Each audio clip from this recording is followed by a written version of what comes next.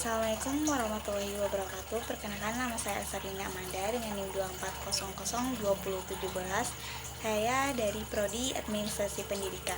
Nah, di sini saya akan membahas materi tentang komunikasi nonverbal. Komunikasi nonverbal ini adalah proses penyampaian pesan-pesan oleh seseorang yang dilakukan tidak dengan kata-kata atau bahasa verbal, melainkan komunikasi melalui petunjuk-petunjuk atau tanda-tanda lain yang terjadi pada tubuh seseorang. Nah, komunikasi nonverbal ini juga dikenal sebagai bahasa diam. Komunikasi nonverbal ini penting karena dapat memberikan informasi tentang situasi, perasaan, dan cara seseorang menerima informasi. Nah, ada beberapa contoh dari komunikasi nonverbal ini, seperti gerakan tubuh, ekspresi wajah, kontak mata, kedekatan fisik, sentuhan, intonasi suara, dan kecepatan dalam berbicara. Nah, selanjutnya fungsi dari komunikasi nonverbal ini. Yang pertama itu reinforcement. Fungsi ini berarti Anda dapat menggunakan komunikasi nonverbal untuk menduplikasikan dan mendukung pesan verbal. Nah, komunikasi ini membuat pesan lisan lebih jelas sehingga dapat menghindari kesalahpahaman. Nah, yang kedua itu substitusi. Beberapa substitusi paling umum yang sering kita gunakan adalah melambaikan tangan, seperti alih-alih mengatakan halo atau selamat tinggal. Nah, salah satu penggunaan terbaik dari fungsi substitusi ini adalah sebagai solusi dalam mengatasi hambatan bahasa. Nah, yang ketiga itu ada kontradiksi. Fungsi kontradiksi adalah menolak pesan verbal atau memberikan makna lain terhadap pesan verbal. Yang keempat ada aksentuasi. Aksentuasi ini untuk memperkuat makna verbal atau menegaskan pesan verbal yang disampaikan. Yang kelima itu ada regulasi. Regulasi itu akan membantu kita bergiliran dalam berbicara tanpa menggunakan kata-kata, sehingga kita tidak mengganggu orang lain. Nah, selanjutnya ada karakteristik dari komunikasi nonverbal ini. Yang pertama itu ada komunikatif. Komunikatif adalah perilaku yang disengaja maupun tidak yang bertujuan untuk mengkomunikasikan pesan yang ada supaya bisa diterima secara sadar. Misalnya ketika seseorang menguap saat mendengarkan orang lain, maka bisa dimaknai sebagai mengantuk atau merasa bosan. Nah, yang kedua itu ada kesamaan perilaku. Kesamaan perilaku antara satu orang dengan lainnya. Kesamaan perilaku bisa terlihat dari bagaimana seseorang bersikap, duduk, berdiri, berjalan, menggerakkan tangan, diam, dan pola bicara. Yang ketiga itu ada artifaktual, yaitu komunikasi nonverbal bisa dalam bentuk artefak atau benda atau barang yang digunakan seseorang.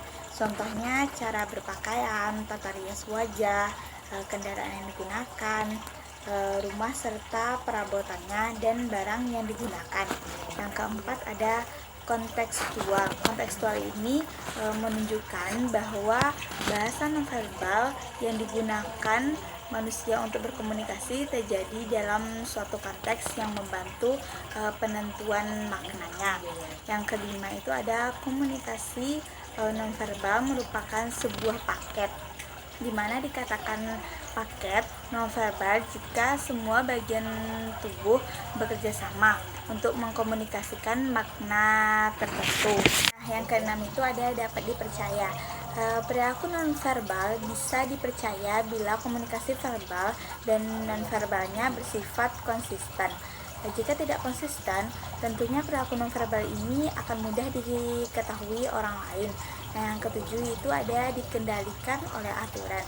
Berarti perilaku nonverbal dipelajari sesuai norma yang berlaku. Contohnya, mempelajari sikap membungkuk saat berjalan di depan orang yang lebih tua, serta menggunakan pakaian pantas sesuai dengan konteks situasi.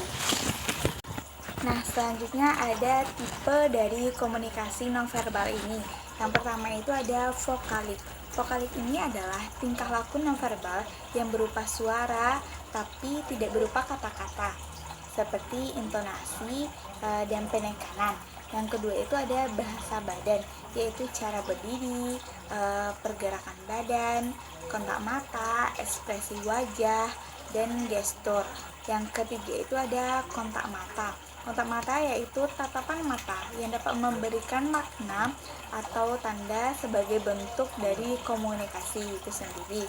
Nah, yang keempat ada sentuhan, yaitu sentuhan yang digunakan untuk mengkomunikasikan rasa sayang, cinta, pujian, kehangatan, dan sebagainya. Yang kelima itu ada gerakan tangan. Nah, gerakan tangan ini dapat membantu memperjelas pesan yang ingin disampaikan. Yang keenam itu ada diam. Yang mana diam ini seseorang yang diam bisa sedang tidak ingin diganggu atau sedang marah, benci, dan sebagainya. Yang ketujuh itu ada penggunaan kaki. Posisi kaki dapat menunjukkan apakah seseorang merasa terbuka untuk berkomunikasi atau tidak. Nah, selanjutnya ada pentingnya komunikasi nonverbal itu. Yang pertama itu ada komunikasi nonverbal ada di mana-mana, termasuk dalam setiap tindakan komunikasi. Nah, untuk membangun komunikasi total, semua saluran nonverbal seperti tubuh, wajah, suara, penampilan, sentuhan, jarak, waktu, dan kekuatan lingkungan lainnya harus dilibatkan selama interaksi tatap muka. Yang kedua itu ada perilaku nonverbal bersifat multifungsi. Banyak saluran nonverbal yang berbeda terlibat pada saat yang sama dalam tindakan komunikasi dan memungkinkan kesempatan untuk mengirim dan menerima pesan secara bersamaan. Yang ketiga itu perilaku nonverbal dapat membentuk situasi bahasa universal seperti tersenyum, menangis, menunjuk, membelai, dan melotot adalah perilaku nonverbal yang digunakan dan dipahami oleh orang tanpa memandang kebangsaan. Deka, sekian, terima kasih. Assalamualaikum warahmatullahi wabarakatuh.